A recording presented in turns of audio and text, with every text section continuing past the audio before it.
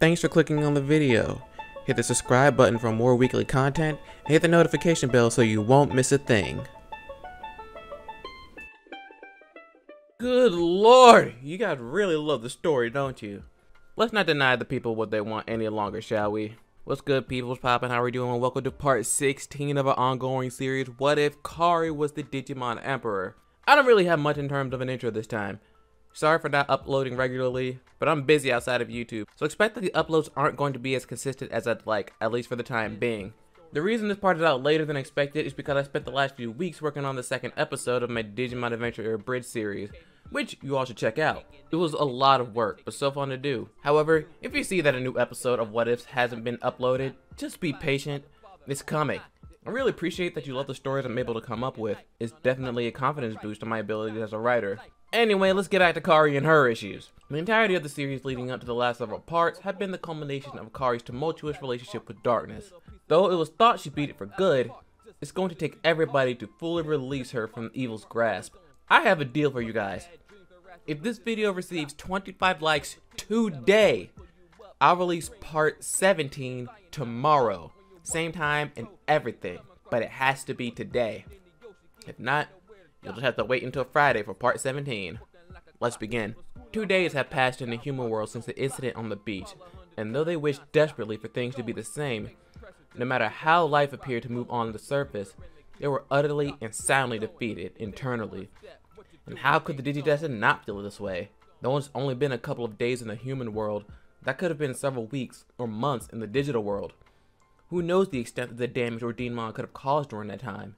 Of course, there's the matter of the emotional damage brought up by not only a mortifying defeat, but through a series of events that almost cost him dearly. These past few days, TK never left his bed. Images of Angemon's suffering, Daemon's rampage, and his own fury echoed throughout his mind. A few hours after the incident, Tokomon awoke at the foot of the bed, witnessing just how distraught his partner has become. The little guy remembered bits and pieces of what happened up until the point of becoming Daemon, and a little bit in between.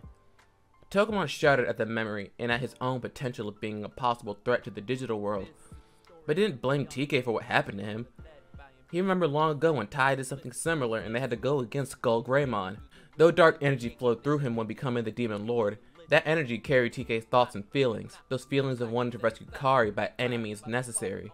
But as the days went by, no matter how hard the little Digimon tried, the young man would just not reciprocate.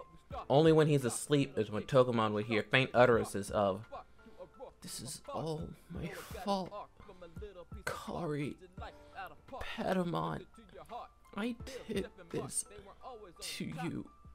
The following morning, a message arrives on TK's D-terminal. He pays it no mind like all the others, so it's Tokomon that goes to check it out. The message is from Izzy, addressing all the Digidestined. He needs all of them to meet and discuss an urgent request delivered to him straight from Genai, emphasizing that there's no time to waste.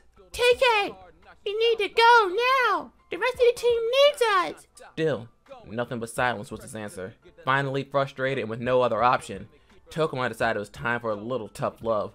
Brandishing several rows of sharp teeth, some of them sank into the Digidestined's leg. That got a response. Ow! What'd you do that for? TK roared. It was the first thing he said in days outside of his sleep. To snap you out of it! Izzy needs us! We need to go save the digital world! Just leave me alone. I think I've helped out enough. He responded by throwing the blanket back over his head. Just as quickly as it was tossed over him was it ripped back off by a taller blonde figure. Okay, Sleeping Beauty, your pity party's over. You have 20 minutes to shower, change, and meet me downstairs. We'll grab something to eat on the way. Now let's go. Well, what do you know? That worked. It took 30 minutes to make it to his brother, halfway due to his current mental state, and the other half out of spite. They do eventually make it to Izzy's place to join the others. Once everyone's in place, Izzy began. As you all know, the appearance of Ordinmon brought about an unprecedented disaster in the digital world. Her very being is destabilizing its very foundation. Last night, I received a message from Genai. He said that Arukenimon, Kari, and Ordinmon have been targeting and destroying the Destiny Stone. Destiny Stones? According to Genai, there's 7 mystical artifacts that serve to regulate the boundary between both worlds. Surely you all have been seeing what's been going on in the news lately. Though still remaining silent, TK perked up his head at the remark. As Izzy briefly turned on the TV screen, stories of strange monster appearances in the real world flooded the news. He'd been wrapped up in his own self-pity. They had no clue what's been happening around him. Did Janet know how many stones have been destroyed so far? 4. Meaning it's up to us to prevent our Arcanium from getting the remaining 3. But what can we do? Even if there aren't any control spires in the area, most of our Digimon can only reach the champion level. Izzy, I'll take it from here. Tai stepped in. Protecting the Destiny Stones isn't our only mission. Jedi also explained that the power these stones contain are enough to help our Digimon digivolve further again, even without our crest. Even if faint, that was the hope they all desperately needed at this point in the battle. There's no telling just how much the Destiny Stones will help in the fight, but it's better than where they are at now. Tai continued. So here's the plan. There are 3 stones left and 11 of us. We'll split into 3 teams and we'll head to each stone to get that power. Sora, Mimi, Yoli, and Ken, you're together. Izzy, Joe, Davis, and Cody, you're a team too. Matt and TK, you 2 are with me. There's no telling where or when our Demon will appear next, but for Kari's sake, and for the sake of both our worlds, give it everything you got! All around them, there was a solemn but resolute feeling resonating from most of the Digidestined. TK was taken aback by all of it.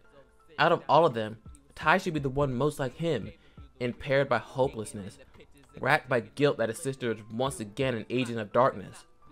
But no, it's as if all the tragedies had taken place have only made him that much stronger. How can he do it? How is he able to bounce back so quickly? Soon enough, our heroes split into their designated teams, making their way towards a Destiny Stone. So for now, say goodbye to Team Sora and Team Izzy, since both of their respective groups will inevitably come out with the same outcome. You can probably guess what it is. Or not. Nothing is always what you'd expect. But either way, instead of boring you guys, and me, by basically repeating something twice, we'll tag along with Team Tai. TK has some stuff he needs to deal with, along with some interesting developments along the way. Let's do it! The trio of Digidestined, along with their Digimon partners, are deep within a dense forest, not as badly influenced by Ordainmon. Even upon entering the digital world, Togemon still remained in his in-training form. He and TK lag behind a bit from the older teens and their partners. After a while of this, Matt slowed down in order to finally have a conversation with his brother. Look, about this morning, I'm sorry. I didn't mean to get all drill sergeant on you. It's fine. Besides, I needed a shower anyway. Any longer, it probably would have been a biohazard. So I still see you have your sense of humor. A few more steps of silence went by until TK finally worked up the nerve to say it. Matt, what would you do if me or Sora ever fell into darkness? The older brother was slightly embarrassed that he had to mention Sora of all people, since he never told anyone about them, but swallowed his pride. Remember all those years ago when we were separated by Devimon? I never told you this, but I spent so long in the cold just trying to find you. I ended up getting so sick that Gabumon had to take care of me. Even months later when I was trapped by Digitamamon, you were held hostage by Puppetmon. I was so scared I nearly lost my mind and my friends. I thought it was my job to take care of you as your older brother, but you showed me that you're more than capable of taking care of yourself. Not only that, but you had friends along the way to help you. He finished that statement with a gentle pat to Togemon.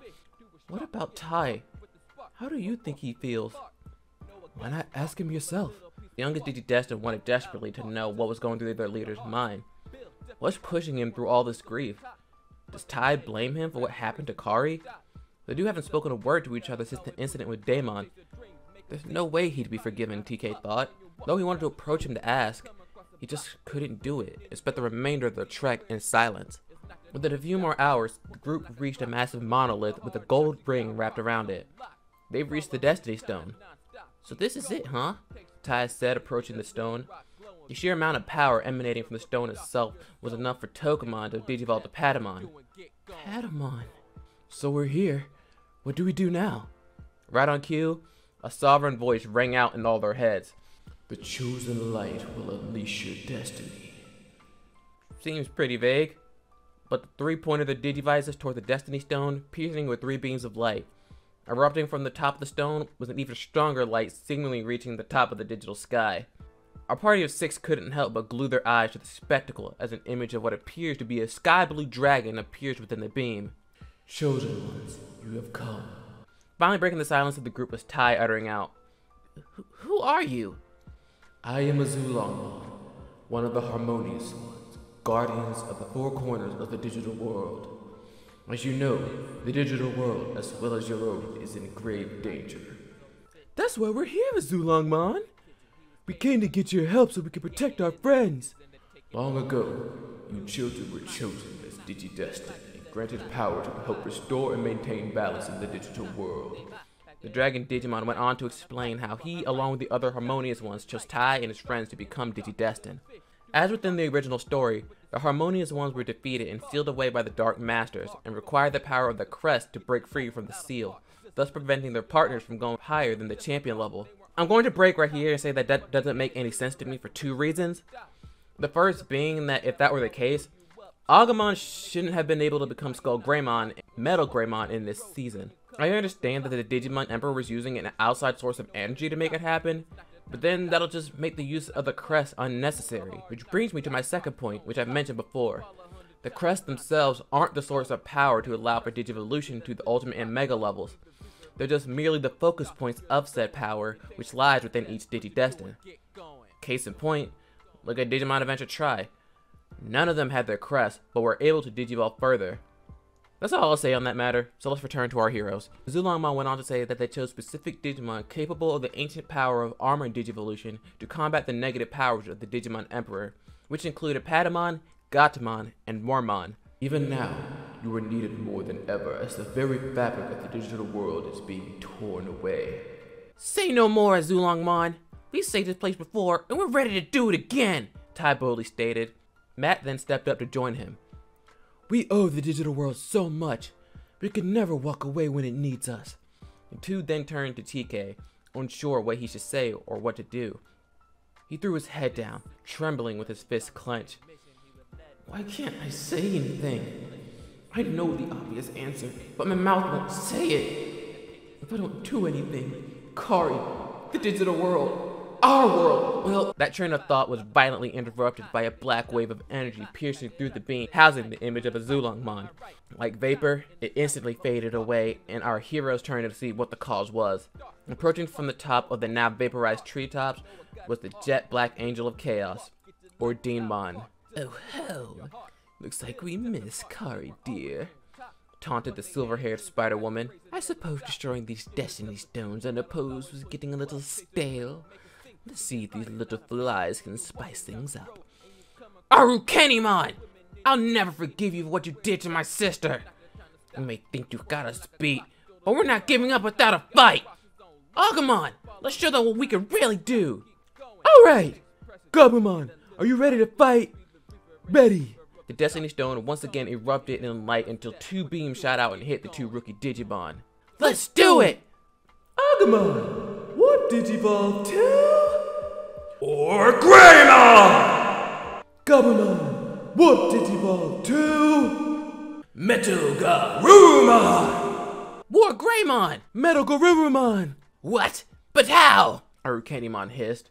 Not only have they managed to Digivolve again, but it's to the Mega level. And unlike Daemon, they're under control. The two Mega Digimon wasted no time. Terraforms! Metal Wolfclaw! A massive ball of plasma and countless high-powered missiles made their way to Ordinemon, who had nowhere to escape.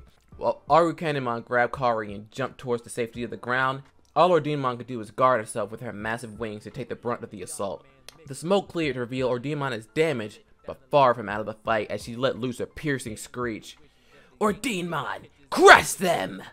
Arukenimon ordered, but the fallen angel was preparing for another attack.